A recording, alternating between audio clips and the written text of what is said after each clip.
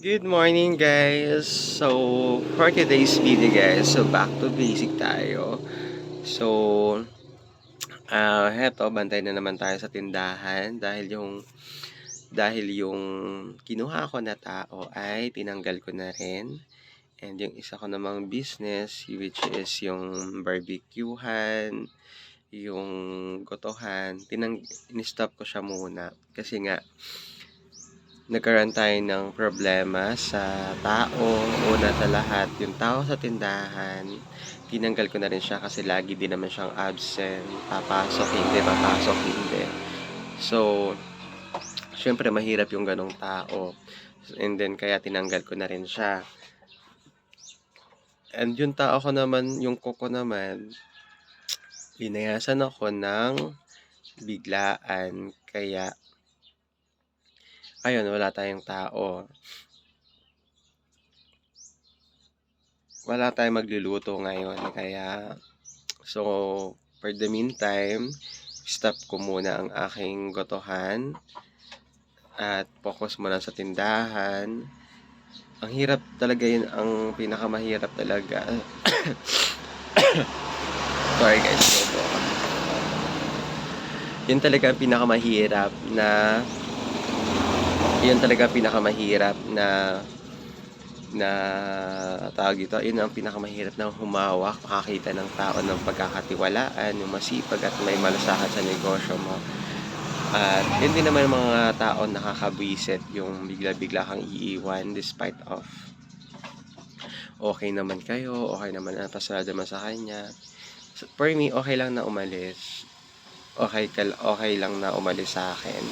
Basta magsabi lang just ahead of time para naipi-prepare ko yung business kung may tatao, kung makakakuha ng kapalitan, or kung may masisira, hindi na makakapamili. You know that, at least hindi tayo nasasayangan. Kasi kapag lagi tayo nasasayangan, parang nagtatapon lang din tayo ng pera. Para tayong negosyante, nagtatapon lang tayo ng pera, which is I don't like ng ganong scenario. Shh! Shh! Ano ba ito nila? Kulit ng manok. And ayoko ng ganong scenario kasi nga sayang yung pera. Gusto ko yung tao na may malasakit sa negosyo. Yung may pag-aalaga siya tulad ng sayo. Kasi sabi ko nga naman, hindi na pag yung ika-count naman ng business ay hindi lang naman para sa owner na para lang sa owner. At least laging kasama doon ng mga tao, lalo na para sa akin kasi naranasan ko rin magtrabaho talaga. Ang dami naman ko. So busy kasi na guys ko sa tindahan. So, sabi ko hindi lang naman para sa mga nagtatrabaho. Hindi lang naman sa akin 'yon. It's yung pag-angat ko naman laging kasama yung mga trabahador ko. Kasi kung hindi rin naman dahil sa kanila, yung mga tao ko, wala din naman ako. Kaya ganun na lang talaga yung pagpapahalaga ko rin para sa kanila. And then yun nga, may mga tao talaga na hindi din naman pinapahalagahan. Kaya ayun, that's life. It's a part of growing up na makaka-encounter tayo ng mga ganong tao.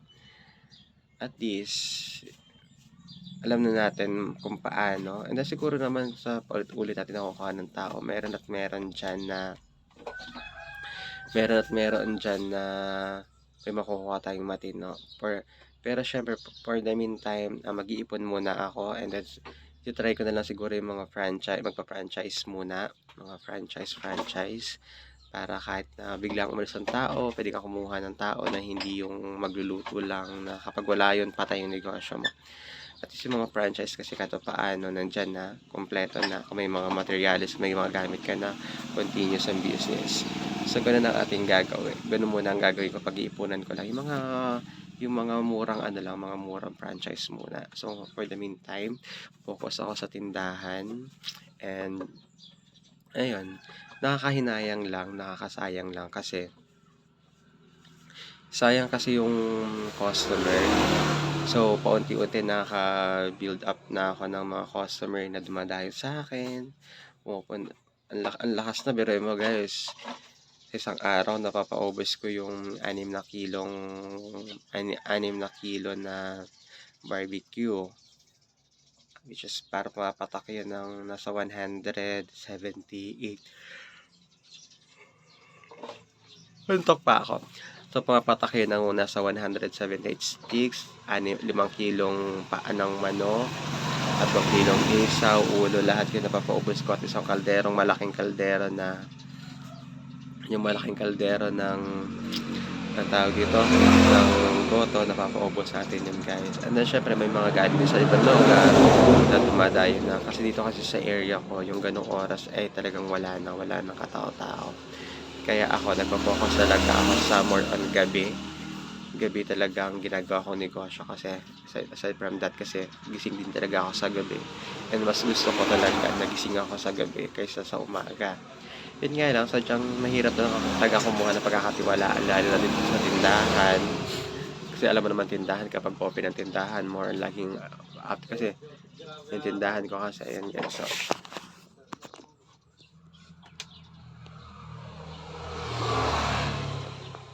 So open siya sa tao. Syempre yung mga tao, kukuha, magulo, mga ganon. So kailangan lilinisin. Then since open naman siya, kailangan pupunasan, magpupunas, ganon. So, kailangan may puso talaga sa negosyo and hindi ko naman pinapabayaan. Syempre sa probinsya mababa naman talaga ang rate. Mababa lang naman talaga ang rate. Pero syempre, ang kinaganda lang naman dito kasi ikukumpara mo sa Manila. Sa Manila, mataas ang rate.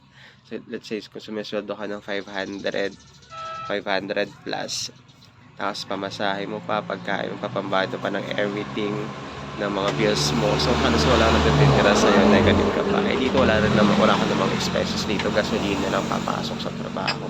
Napakalapit lang. So, kaya yun. Kaya, for the meantime, ipon-ipon muna and balik to tindahan.